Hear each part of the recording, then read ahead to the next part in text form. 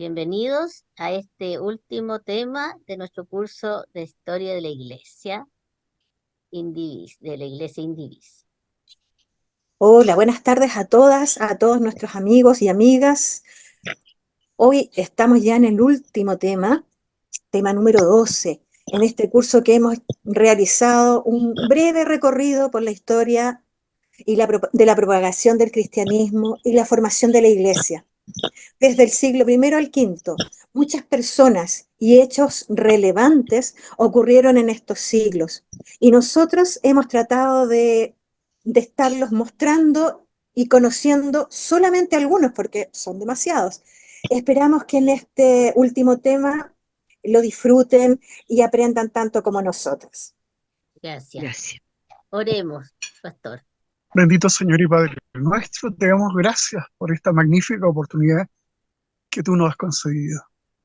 Irnos al ayer y ver a hombres y mujeres consagrados a ti, Señor, que dieron testimonio. Es la nube de los testigos que nos antecedieron. Hemos aprendido de ellos, de sus luchas, su testimonio y también de sus comunidades. Son ejemplos de testimonio y de vida para nosotros. Te doy gracias por ellos, hombres y mujeres consagrados. Todavía sirven a tu iglesia, Señor. Su ejemplo es ruta para caminar con ellos. Te damos gracias, Señor, por esta magnífica oportunidad. Rogamos tu bendición sobre este equipo y sobre los amigos y amigas que verán este programa. En nombre de Jesús te damos gracias, Señor. Amén. Amén. Recordemos lo que vimos en el tema número 11, porque hace bastante tiempo que lo vimos, así que recordémoslo. En el último tema de la historia de la Iglesia, vimos la figura del Papa San León Magno, quien tuteló la Iglesia Católica entre los años 440 y 461, así como también la convocación del Concilio de Calcedonia para discutir sobre la herejía del monofisismo. En el concilio en cuestión, llevado a cabo en el año 451, se leyó una carta del Papa San León al patriarca Flaviano, obispo de Constantinopla, quien estaba en contra de los monofisitas y de los nestorianos. En dicha carta, que dejó a todos los obispos asombrados, se expresa que en Jesucristo no se mezcla la naturaleza divina con la humana, porque ambas naturalezas se unen en una única persona. Por lo tanto, se confesó que uno solo y el mismo Cristo es verdaderamente Dios y verdaderamente hombre. Los 21 años de pontificado de San León Magno se desarrollaron en un período histórico caracterizado, por un lado, por las invasiones destructoras en Europa Occidental y por otro, por algunos errores teológicos. En este contexto es que San León se enfrentó al mismísimo azote de Dios, el rey Atila, logrando que éste no asediara Roma. El Papa San León tomó muy en serio el cargo de jefe de la Iglesia, por eso le ha dado el título de Magno, porque se dedicó a combatir con vehemencia y tenacidad tanto a los enemigos de Roma como a los enemigos de la doctrina cristiana. Gracias, Héctor. Bueno, nuestro tema de hoy, el tema 12, lo hemos titulado En el umbral de una nueva época. Y yo creo que hay cuatro grandes aspectos que debemos tratar. Primero es la organización de la Iglesia después de la caída del Imperio Romano de Occidente. Y la Iglesia asumió esa responsabilidad usando la división territorial del imperio. Las diócesis eran las provincias romanas y estas diócesis divididas en parroquias. El segundo tema fue la atención a todas las personas que fueron atropelladas por las invasiones y la iglesia le correspondió atender a los más pobres y desvalidos en este tiempo. Y lo veremos especialmente en París. También la iglesia se preocupó de la evangelización de los pueblos que estaban más alejados de Roma, como en este caso vamos a ver la evangelización de Irlanda y de la Galia.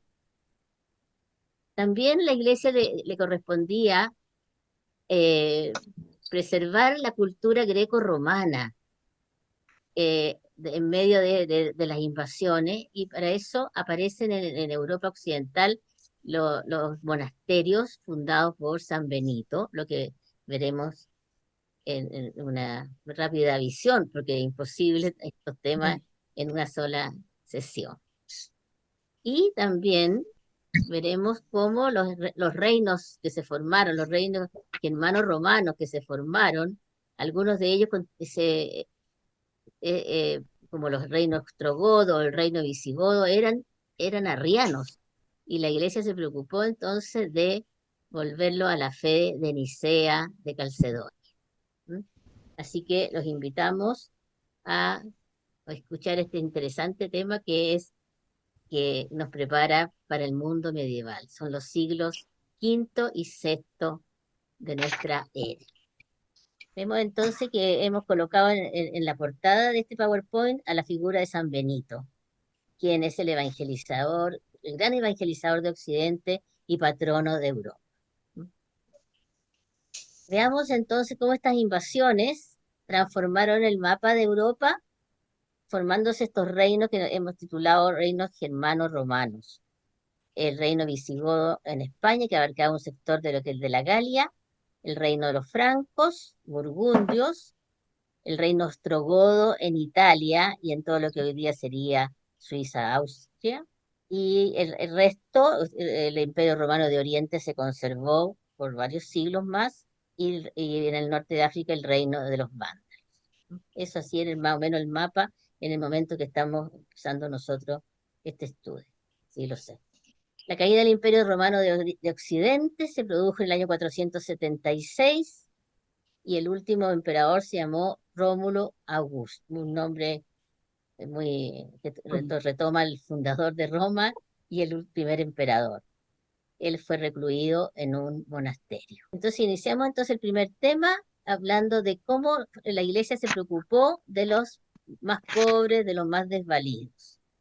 Veamos qué nos dice nuestra amiga Silvia. En Galia surgió una mujer que salvó a su pueblo. Se trata de Santa Genoveva. Nació en París, cerca de París, en Nanterre, hacia el año 422. A los 6 años se consagró a Dios. A esa edad se encontró con San Germán, venerable obispo, el cual le aconsejó que dedicara su vida a Dios y al prójimo, y así lo hizo. A los 15 años formó parte de un grupo de vírgenes jóvenes entregadas a Dios. Vivían en su casa, llevaban una vida de oración, penitencia y caridad. Solo comía los jueves y domingos, y de la Epifanía al Jueves Santo no salía de su pieza. No eran religiosas, pero vivían santamente en su casa o en el sitio de su trabajo, y asistiendo mucho al templo y ayudando todo lo más posible a los necesitados. Genoveva practicaba de tal manera el recogimiento y apartamiento del mundo que durante 40 días de Cuaresma no salía de su casa, sino para ir al templo o ayudar a algún necesitado. Cuando tenía 30 años, oyó que el terrible bárbaro llamado Atila se acercaba con 100.000 guerreros a sitiar París y a destruirla a sangre y fuego. La gente quería salir huyendo de Génova, pero ella les indicó que se quedaran en el templo a rezar. Casi la linchan los cobardes, pero la mayoría le hizo caso y se dedicaron a orar. Y la ciudad se salvó de ser atacada, pero el feroz Atila, cuando ya venía llegando a París, cambió improvisamente de rumbo y se dirigió a Orleans, pero por el camino le salieron al encuentro los ejércitos cristianos y lo derrotaron en la terrible batalla de los campos cataláunicos. Así se cumplió lo que había anunciado Genoveva, que si el pueblo oraba con fe, la ciudad de París no sería atacada. Esto le dio una gran popularidad en esa capital. Después llegó a París una espantosa escasez y carestía, y la gente se moría de hambre. Genoveva, en vez de quejarse, reunió un buen grupo de hombres y se fue río arriba buscando víveres y volvió con las barcas llenas de comestibles, y así salvó una vez más a la ciudad. Como los reyes Federico y Clodofeo sentían por ella una gran veneración, logró obtener de ellos el perdón de muchos presos políticos que iban a ser ajusticiados. Cuando Genoveva murió, muy anciana, el 3 de enero del año 502, ya la ciudad de París la consideraba su patrona. Todavía hoy, ella es la patrona de París. Sobre su tumba se construyó un famoso templo, el cual en la Revolución Francesa fue destruido, y en ese sitio levantaron el edificio llamado Panteón, donde los franceses entierran a sus héroes. Su fiesta se celebra el día 3 de enero. Los datos acerca de esta santa los conocemos porque los escribió Gregorio de Tours, unos 20 años después de haber muerto ella. Santa Genoveva ha sido invocada en épocas de grandes calamidades públicas y ha liberado muchas veces a ciudades y pueblos de pestes, carestía e invasiones de enemigos. Hay una oración que le invocan a ella cuando pueblos, países están en conflicto, y dice: Señor, que a imitación de Santa Genoveva, amemos nuestra patria y a nuestros paisanos, y no solo con amor de palabras, sino con amor que se muestre en buenas obras, y que como ella estemos convencidos de que es mejor confiar en Dios que confiar solo en las ayudas humanas. Amén. Hermosa oración. Oye, impresionante que una mujer haya liderado, estamos Es, hablando del siglo V, sí, toda una campaña de ayuda, de asistencia a los más al necesitados. estilo, me recuerda a la Santa Juana de Arco, otra francesa posterior, ¿no? Exacto. Y una alegría que destacan a mujeres en este periodo de la historia. Sí, hermoso, muchas gracias. Bueno, pasamos al segundo tema, que es la evangelización de dos países, vamos a ver. Iniciamos entonces primero con la evangelización de Irlanda. Cuéntanos, Vero. Bueno, ahora nos trasladamos a la hermosa isla de Irlanda, tierra famosa por los duendes y por los tréboles, pero de 3 hojas, que es, Sí, vamos a ver por qué. Este símbolo está muy unido a San Patricio, quien junto a Santa Brígida, que también la vamos a ver, difundieron el cristianismo en la isla y son considerados patronos del lugar. La evangelización de Irlanda se desarrolló entre el primer cuarto del siglo y finales del siglo VI. En esos poco más de 150 años, Irlanda pasó a ser de una isla pagana, sin contacto con la cultura clásica, a convertirse en una isla potencia cultural cristiana de Occidente. Patricio nació en una acomodada familia de la Britania romana, perdón, y fue raptado en la adolescencia por piratas irlandeses. Lo vendieron como esclavo. Pasó su juventud trabajando como pastor, hasta que en un momento logró escapar del cautiverio. Se fue a las Galias, donde inició su carrera eclesiástica. Una noche tuvo un sueño en el cual veía que los irlandeses le pedían que volviera a la isla para predicar la palabra de Dios. Y así lo hizo hasta su muerte. Ahora, ¿cuál es la relación que existe entre San Patricio y el trébol? Cuando le tocó a San Patricio, imagínense, en esos siglos, explicar el tema de la Santísima Trinidad, cosa nada fácil, ni siquiera en nuestros días, decidió servirse de un trébol. Esta plantita abunda en Irlanda. Entonces, pero un trébol de 3 hojas. Y con él explicó que Dios es uno y tres a la vez. Con un trébol.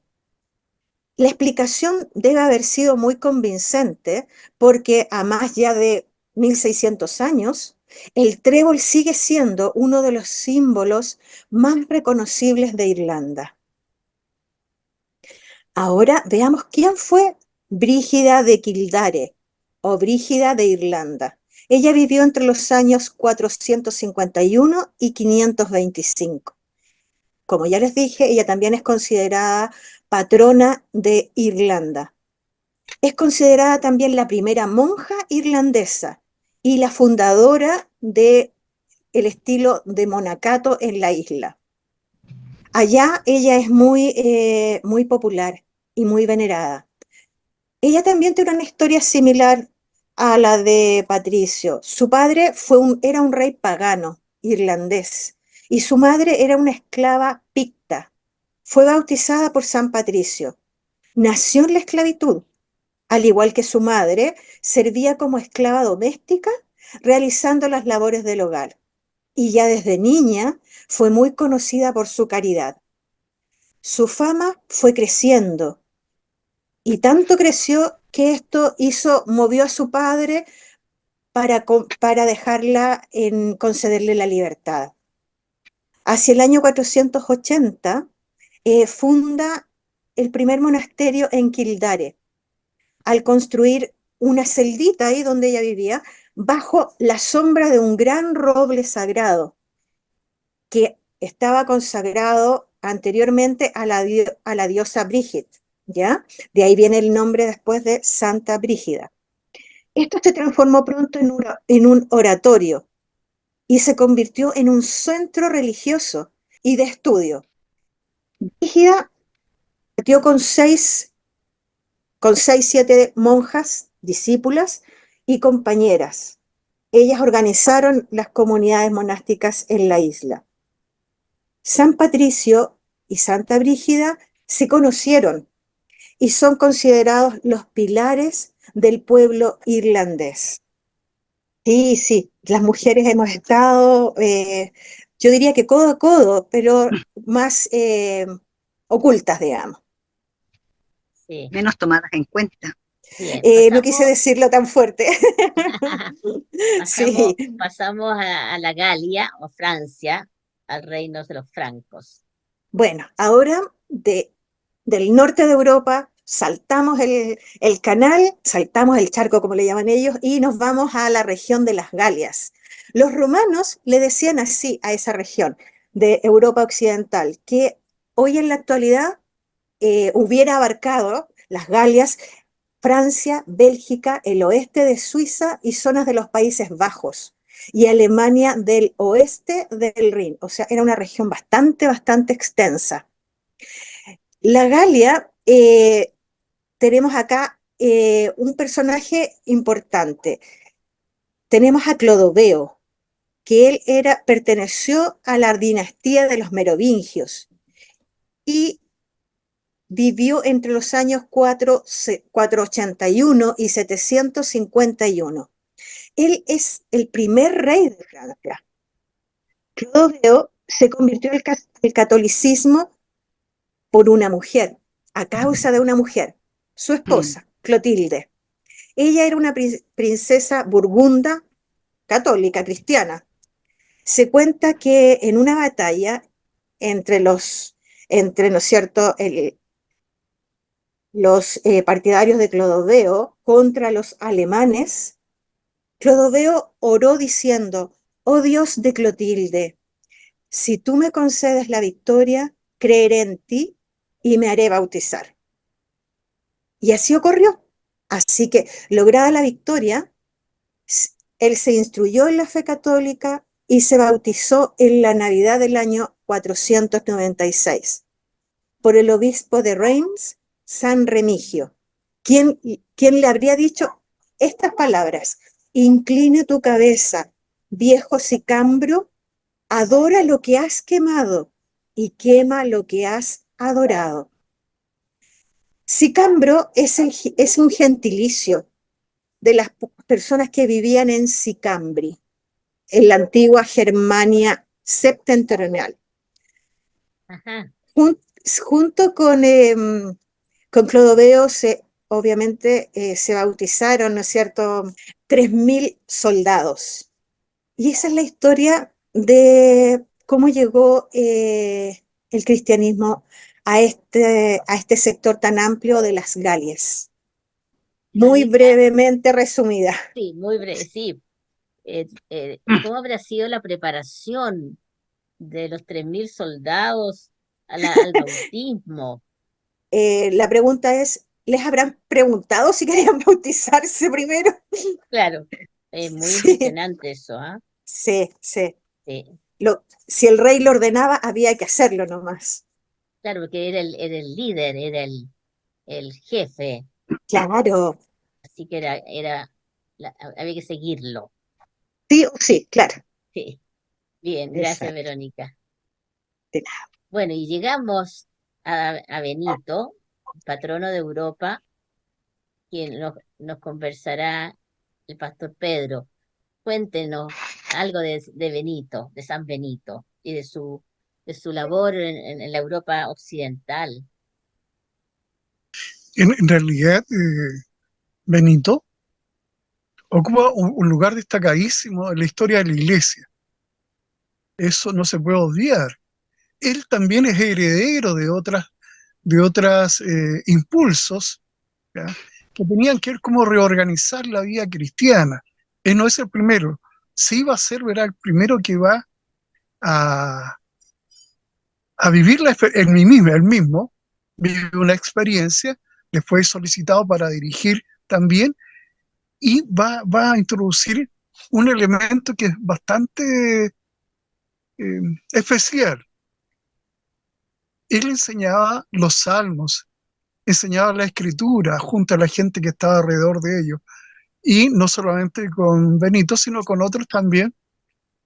eh, la gente se acercaban a ellos y querían vivir con ellos. Y Benito, ¿verdad?, tuvo esta posibilidad de congregar a discípulos suyos. Y comenzó esta idea. Habían experiencias de convento, conventuales. Esto se puede dar la idea de que es antiquísima esta idea, los eremitas, los que vivían en el desierto, los que vivían en cuevas. En fin, hay otros personajes muy simpáticos también que podemos hablar en algún momento, en otro momento. Pero lo cierto es que este sentido de aquellos hombres y mujeres eran sensibles, querían imitar la vida de Cristo, querían ser iguales, mejor persona. Y como era mejor persona, apartándose del mundo real, que les complicaba. Por eso se apartan del mundo, ¿eh? Se apartaban solitos. Un individuo, ¿verdad?, vivía en esa calidad. Después se juntaron a otros, pero ahí ya tenían que ponerse de acuerdo cuál iba a ser el estilo de vida.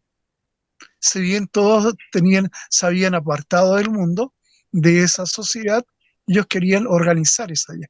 Y ahí en este punto viene la figura de Benito, San Benito, que pone orden, hace propuesta. Él está ahí y él dirige dos importantes monasterios. Pero hay una dificultad, entre varias dificultades, estamos destacando una dificultad que era de la obediencia al superior. Eso era importante destacar, porque no todos estaban dispuestos, esos que querían tener la experiencia, digamos, conventual, ¿eh? No todos estaban vibrando por tener un superior que ordenara la vida de aquello. Dicen por ahí que hasta intentaron lastimarlo físicamente y envenenarlo. Pareciera que aquellos, si eso pasó, eran personas que no estaban dispuestas a someterse a nadie. Benito quería imponer precisamente el buen orden. No se trataba de un régimen fuerte de imposición, sino de diálogo, de convencerse de que era correcto aquello a través del estudio. La propuesta es que era el estudio, junto con las horas de oración, juntos con la alimentación y el trabajo. Todo eso iba a normar una vida en la correcta convivencia comunitaria. Eso fue extraordinario. Este modelo se propagó y llega hasta Irlanda, según hemos sabido, estudiado, llega hasta por allá. Y me fijé en algún detalle, tal vez sea menor, pero permítame compartirlo. Había experiencias conventuales de convivencia entre hombres y mujeres separados que estaban en la ciudad. Por lo tanto, ellos y ella, ¿verdad?, levantaron murallas, hicieron lo que se llama el convento, pero estaban en medio de la urbe. Los otros quisieron ir más lejos. ¿Dónde? ¿Y dónde construyeron? ¿Eh? En los lugares más increíbles, más increíbles. Se menciona que en Irlanda, ¿verdad? Hay lugares de islas, lugares muy altos, era para separarse ellos de este mundo que les conflictuaba, les complicaba. Los que se quedaron en la ciudad, y aquí la hermana Isabel nos puede ayudar muchísimo, como siempre lo hace, es que esos conventos de ciudad que tenían orden también, tuvieron que en el momento formar lo que se llamó el claustro, Sí. porque la gente, ¿verdad?, quería llegar a ese lugar, pero no estaban preparados para vivir y complicaban también a los conventuales. Entonces apareció eso. Hacemos un paréntesis para escuchar a nuestra hermana María Ciel. ¿Qué tan cierto es esto del claustro, hermana, que sirvió ahora para poner orden? Pero generalmente era para protegerse, no solamente podía ser de las invasiones, después de en las guerras, o protegerse de los curiosos, o sea, para protegerse en el silencio, yo creo, y Claro, cumplir la regla que era muy, muy potente y muy obligatoria, y poder hacer esto, este lema que aparece aquí, ora, elabora. claro que sí. Claro que sí. Y seguramente se dieron todas esas situaciones que era necesario ordenar, definitivamente, ¿eh? Porque las posibilidades de que se destruyese esa convivencia estaban ahí, a puertas, cerquita de ello, había que poner el buen orden. Pero lo interesante también es que ellos escogieron lugares apartados de las ciudades, apartados, ¿ya? No quiere decir aislados. Ellos, ¿verdad? Bajaban, si es que estaban en un lugar, bajaban a la ciudad, también hacían evangelización, también ayudaban a la educación de cristianos y cristianas. Y alguien leyendo ahí dice que la regla de San Benito fue, fue realmente estimada y validada por muchos, pero por otros no. Fue, fue, fue rechazada la regla de San Benito por la rigurosidad, los que lo rechazaban, de la propuesta de convivencia. Y el asunto de hora y la hora, estudio y trabajo, la oración, ¿cierto? Era que no era posible, no era posible hacer la evangelización porque había que tener un grupo de personas preparadas para hacer eso. Por eso tenían que retirar. Y dice también un escritor que en esa época los que se hicieron cristianos eran grupos increíbles. Mucha gente que recibían las aguas bautismales, pero no tenían formación. Entonces era toda una... llegaban esas masas a la iglesia, a ser parte de la iglesia, sabiendo poquito o nada de la fe cristiana. Por eso las complicaciones que se vivieron, ¿ya? Y todavía están vigentes por ahí algunas situaciones heréticas, todavía estaban vigentes. Por eso era necesario la correcta formación de aquellos hombres que habían decidido vivir, ¿verdad?, en esta especie de convento, ya sea retirado en el campo o en las altas montañas. Sí, una propuesta increíble. Y en aquellos que no podían llegar a lugares altos, hubo momentos que estaban solos en el campo. Sin embargo, la ciudad llegó a ellos.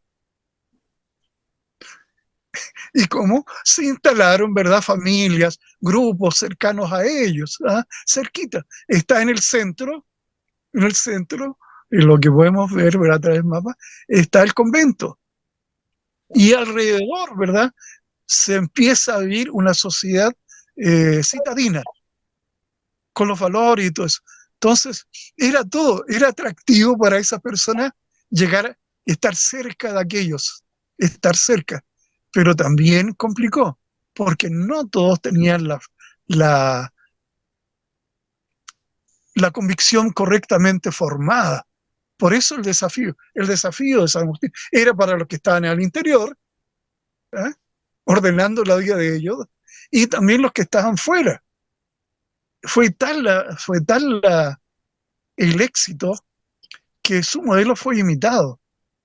Y el modelo va a perdurar durante toda la Edad Media, los 1000 años que están comenzando ya en esa época. Es decir, eso fue para muchos el inicio de las universidades, de las comunidades que preservaron la cultura greco-romana, conservaron el idioma. Después de ahí, nosotros tenemos que ser conscientes del aporte que hubo de parte de esos monasterios, esos conventos, que fue el trabajo de los copistas. Sí. Muchísima literatura, ¿ah? Todavía podemos tener acceso a través del trabajo de estos hombres.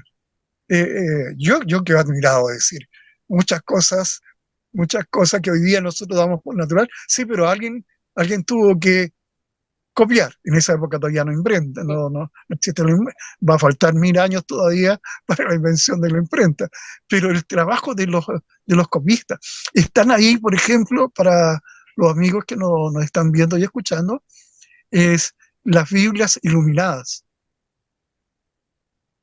Ustedes vean esas Biblias que son un tesoro, es un arte el que está ahí. Imágenes de la vida cotidiana en las letras iniciales. ¿Ah? Están ahí, están plasmadas la vida común a través de estas obras que son magníficas. Las Biblias, ¿verdad? Iluminadas. Yo tengo un gran libro, en algún momento se los puedo ofrecer para que quedemos admirados de la labor de estos monjes, porque alguien les formó la oración, la piedad, la convivencia, que había que prepararse entre ellos para dar el correcto testimonio. Estos hombres, ¿verdad?, atesoraron esa cultura a la cual nosotros tenemos acceso a través voy a decir una palabra muy evangélica, del ministerio de los copistas. Esta es la labor de San Benito, una labor insigne, un hombre, ¿verdad?, que perdura hasta ahora, y como decimos, duró, ¿verdad?, toda la Edad Media, la construcción de muchos de estos monasterios. Pastor, no nos olvidemos de que Benito tenía una hermana melliza que se llama Escolástica y que fundó monasterios de mujeres, muy cercano al monasterio de Monte Cassino, que era como la casa madre del mundo benedictino. Y como se cuenta Gregorio Magno, que ella visitaba una vez al año a su hermano, y una vez lo visitó, Benito visitaba una vez al año a su hermana Escolástica, y lo visitó, y ese día noche llovió y no se pudo ir. Y al día siguiente Escolástica murió. Ay, Y poco tiempo después murió Benito, o sea, porque los dos muy cercanos. Entonces había monasterio de mujeres que también tendría que estar muy, como usted decía, muy resguardados por las invasiones y por todo eso, ¿no? Sí. yo creo que la obra de Benito, de San Benito, es extraordinaria. Y volvemos a repetir algo que ya lo hemos dicho. El Señor llama a hombres y mujeres, son importantes en momentos precisos. En momentos precisos. Y San Benito es uno de estos santos varones, en este caso, como varón que es, ¿verdad?, que da un testimonio realmente maravilloso, maravilloso. Tanto es así, dicen, que esa sociedad visigoda, recordemos, van a ser formados en la tradición de San Benito. En los monasterios van a recibir formación. Recordemos que está incipiente el tema de lo que serían después las universidades, ¿ya? Y algunos papas a posteriori, ¿verdad?, van a ser que son de origen visigodo y de formación benedictina. Benedictina, sí. Yo estoy gratamente sorprendido una vez más con la historia que escucho de ustedes y las que yo les puedo compartir. Tremendo agrado. Muchas gracias. Muy bueno. Veamos que nos explique Héctor un poco sobre la regla de San Benito. Quiero que más o menos qué contenía esta regla. Héctor. La regla de San Benito consta de 73 capítulos que regulan por completo la vida interna y externa de la comunidad monástica. Se basó en las antiguas reglas de San Pacomio, San Basilio y San Agustín. Las características de esta regla son su precisión y su extensión. Contiene leyes que explicitan lo que el monje debe hacer durante el día. Segundo, la sabiduría de sus prescripciones, bastante severas para dominar la naturaleza y bastante moderadas para no desanimarlos. Tercero, la estabilidad introducida en la vida monástica, lo que significa que el monje permanece toda su vida en el mismo monasterio, salvo que salga a fundar uno nuevo. El verdadero monje no debía ser ni soberbio, ni violento, ni comilón, ni dormilón, ni perezoso, ni murmurador, sino casto, manso, humilde y obediente. Segundo capítulo de la regla. Cuando llegaron los invasores lombardos, los monjes se refugiaron en Roma y allí los conoció el Papa Gregorio Magno, quien se convirtió en su gran protector e impulsor de la evangelización de Europa a través de los monjes. Con Agustín de Canterbury partieron 40 monjes a Inglaterra. Luego, otros pasaron a Alemania y el centro de Europa. En Francia se fundaron grandes monasterios y los que había fundado San Columbano adhirieron a la regla de San Benito. Con razón, el Papa Paulo VI nombró a San Benito patrono de Europa. El mundo medieval se construyó con este lema benedictino: ora y labora, reza y trabaja, restituyendo a la ascética cristiana el carácter contemplativo y activo, como está en el espíritu y la letra del Evangelio. Gracias, Héctor. Oye, hay una medalla de San Benito que mucha gente utiliza y que tiene muchas inscripciones. No sé si tú nos podrías explicar algo sobre esta medalla. En cuanto a la medalla atribuida a él, corresponde a un sacramental ampliamente difundido en el mundo católico desde 1742. Al ser un sacramental, constituye un signo sagrado que prepara para recibir los efectos espirituales de un sacramento, por lo que no debe ser usado como un amuleto, sino como una ayuda para el proceso de conversión personal. Fue hasta 1880 que logramos conocer el real significado de la medalla, cuando el abad superior de Montecassino lo reveló al celebrarse los 1400 años del nacimiento de San Benito. Por supuesto, todas las letras, palabras y frases de la medalla se encuentran en latín. En la cara frontal de la medalla se encuentra la figura de San Benito, sosteniendo con la mano izquierda la famosa Santa Regla y con la mano derecha una cruz. Alrededor de la figura hay una frase que reza: a la hora de nuestra muerte nos proteja tu presencia. En la cara posterior de la medalla se encuentra la cruz, flanqueada por las letras encerradas en círculos C, S, P, B, y que significa Cruz del Santo Padre Benito. Sobre el poste vertical de la cruz está la palabra paz, y dentro de esa viga, de arriba hacia abajo, está la frase: la Santa Cruz sea mi luz. En el poste horizontal Mirando de frente la medalla, de izquierda a derecha, se encuentra la frase que el dragón infernal no sea mi guía.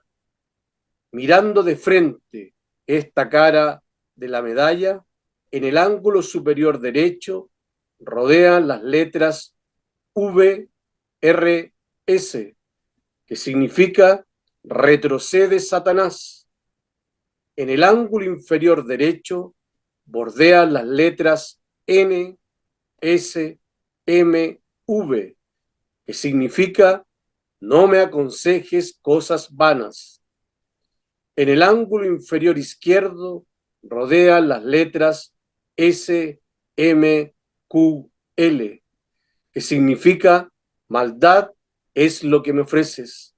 Y en el ángulo superior izquierdo bordean las letras I, V, B, que significa bebe tú mismo tu veneno.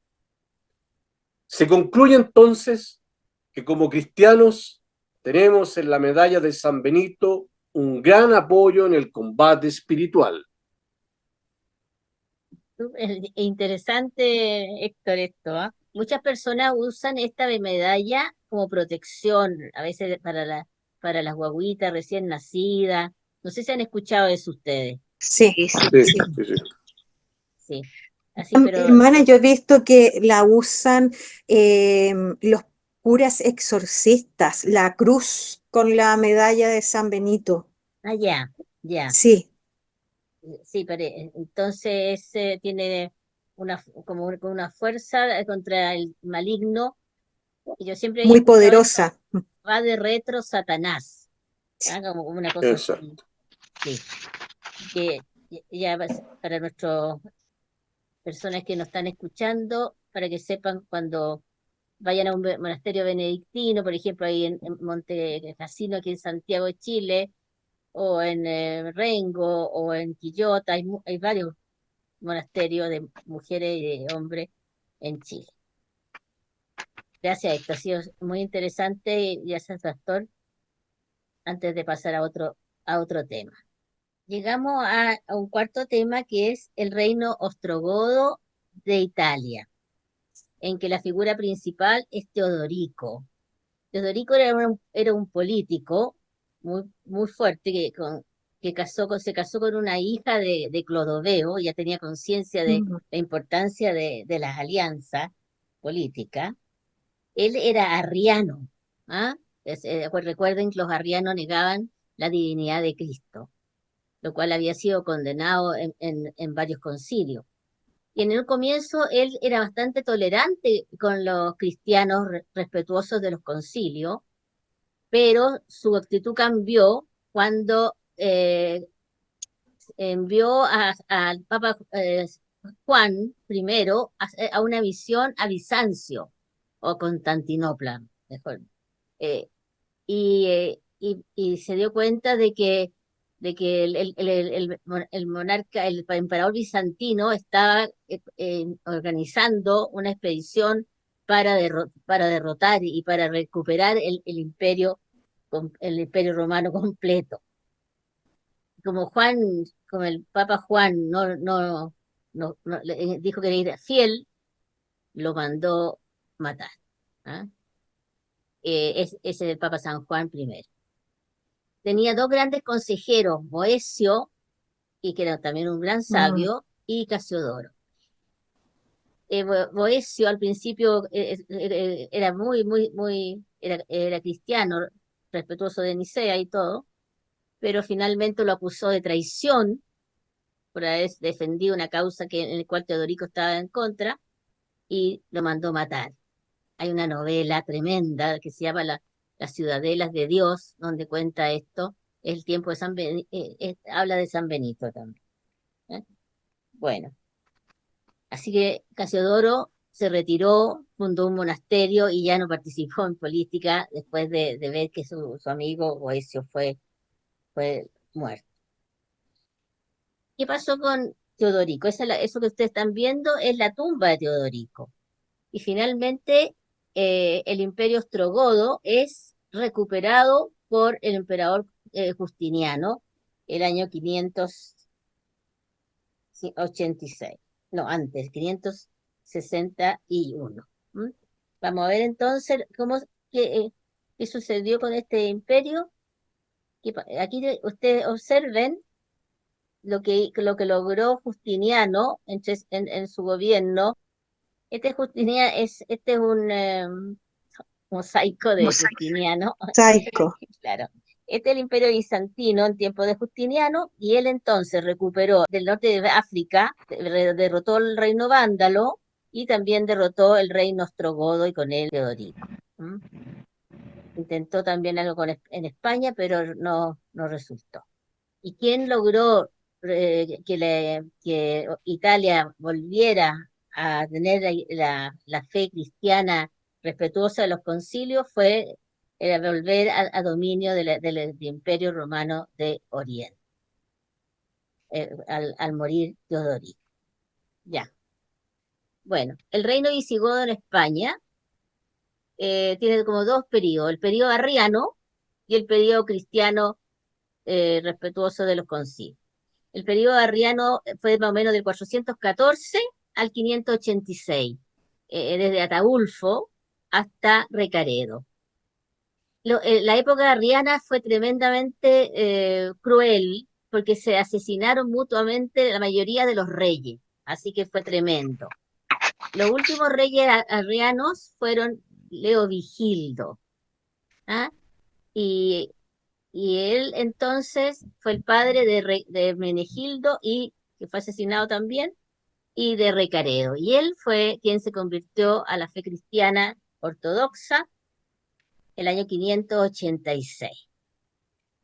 Cuando se bautizó. Y él convocó al tercer concilio de Toledo, en que se proclamó nuevamente que la religión cristiana ortodoxa era la oficial del Estado visigodo de España, que era todo lo que hoy día es la España, incluyendo Portugal.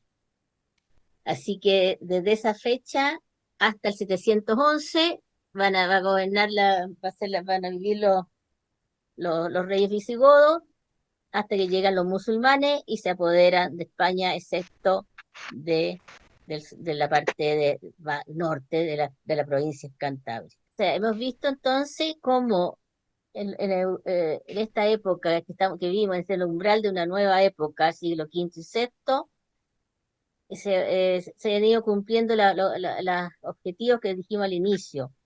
La iglesia evangelizadora, la iglesia que intenta retomar la fe recta de los concilios, y la iglesia que cuida de los pobres, de los más desvalidos.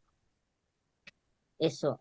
Ahora, antes de terminar, ¿qué ideas querrían ustedes acentuar de este tema, que es un poco largo y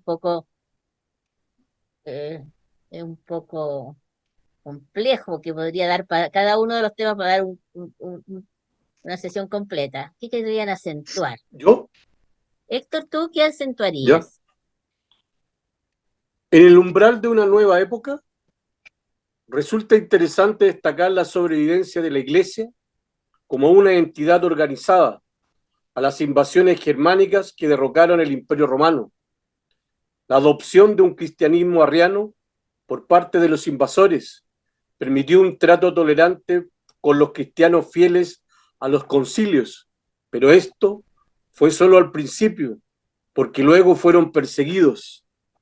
En los albores de la Edad Media, fueron los monasterios los que conservaron la cultura y la espiritualidad cristiana.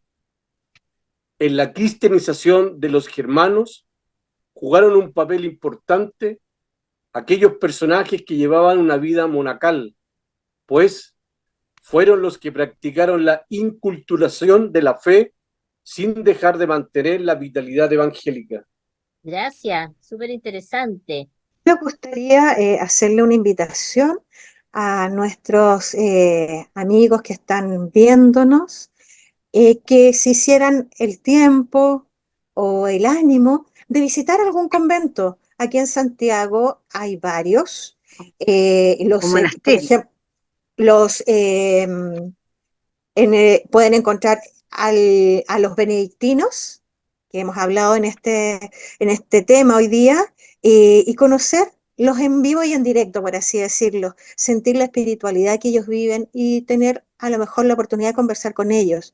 Están también, hay muchos variantes, por así decirlo, de la vida monacal, conventual, en Chile, y créanme, es una experiencia muy enriquecedora poder conocerlos, ver la tremenda fe que ellos tienen, siendo que muchas veces están aislados de la vida, ¿no es cierto?, de los demás ciudadanos, pero que aman y sirven al Señor desde esa vocación y que estamos seguros de que da mucho fruto sus oraciones, sus súplicas, para mantener, ¿no es cierto?, la fe en Cristo que llegue a muchas personas.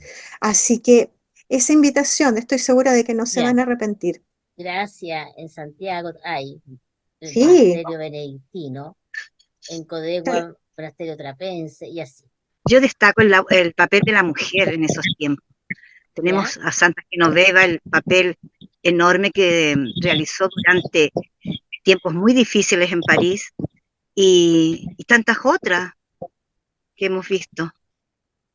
Sí, la misma Brígida que habló Verónica, o Santa Escolástica, era la época Exacto. terrible, que los bárbaros llegaban a las puertas del De los- monasterio. Acuérdense de uno que que hizo no sabía si Benito lo iba a reconocer, hizo que su escudero se disfrazara de emperador, de jefe, y sí, él pasó a ser lo escudero reconocí. y Benito se dio cuenta al tiro. Exacto. Pastor, ¿algo que quiera acentuar? Sí, yo quiero, eh, luego de escuchar y estar gratamente sorprendido de lo que hemos compartido con nuestros amigos y amigas que nos están viendo, cómo la iglesia, en obediencia a la palabra del Señor, tuvo que ser, y hoy día también ha de ser, sal, luz y levadura. Hmm. Eh, la iglesia, que es una sola, ¿ya?, en su época tuvieron, ¿verdad?, que hacer realidad estas palabras del Señor, en medio de esa oscuridad, ser luz. Ya hemos dicho cómo lo hizo: la recuperación de la cultura, validación de la experiencia de la espiritualidad comunitaria, ¿no?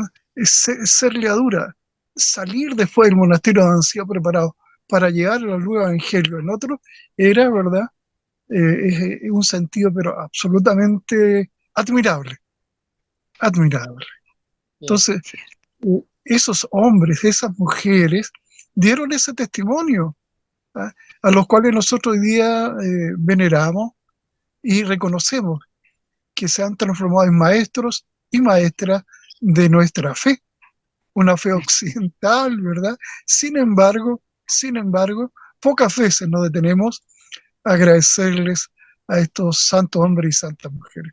Encarnaron el gracias. Evangelio de Jesucristo. Yo quería agregar solamente, estando muy de acuerdo con todos ustedes, eh, la, a ver, cómo fue disminuyendo la calidad de la evangelización. Sí, Cuando uno ve que los 3.000 soldados de Clodoveo se bautizaron cuando su jefe se bautizó, yo me pregunto, ¿cómo los prepararon? Seguramente, como decía Verónica, no se prepararon. Entonces, ellos mantuvieron muchas de sus creencias religiosas ancestrales, germánicas. Después, mucho que, claro, los que se interesaron pudieron ir a los monasterios a aprender algo, a aprender, ¿no es cierto? Pero en todo caso, la calidad fue muy baja. Y eso va a significar, va a tener una grave consecuencia a lo largo de del tiempo que viene, el tiempo que nosotros llamamos medieval, ¿ah? La Edad Media, donde van a ver, ustedes van a ver después, no sé si seguiremos, eso no sabemos, y graves conflictos y problemáticas religiosas, y hasta el día de hoy nos damos cuenta que tienen su origen en tiempos, en el pasado, nos originaron recientemente. Así que eso, bueno, no sabemos, nos queremos despedir de ustedes y si les interesa que sigamos con este curso este otro año, ustedes nos escríbanos pues, para que podamos animarnos o díganos a través de si nos conocen alguna de nosotros y si les interesa que sigamos haciendo este curso, nos, nos animan a seguir adelante. Nos despedimos, pero antes de despedirnos, oremos pues.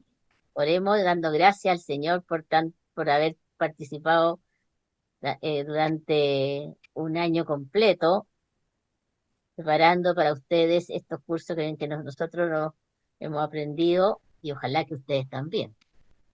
Así sea. Oremos. Oremos para terminar.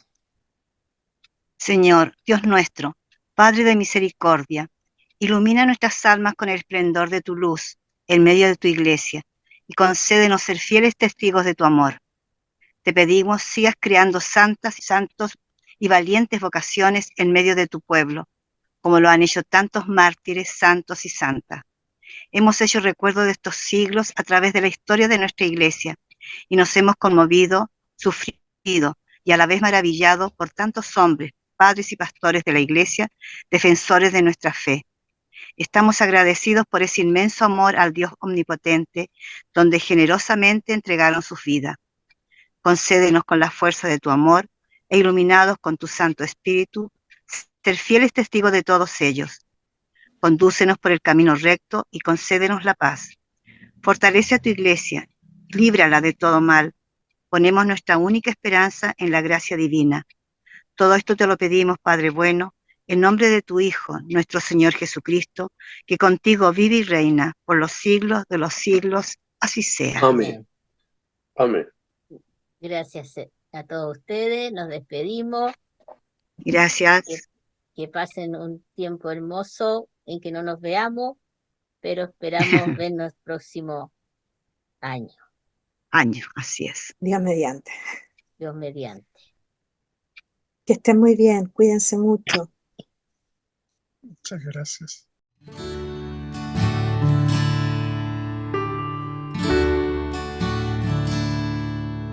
Señor, toma mi vida nueva antes de que la espera desgaste años en mí.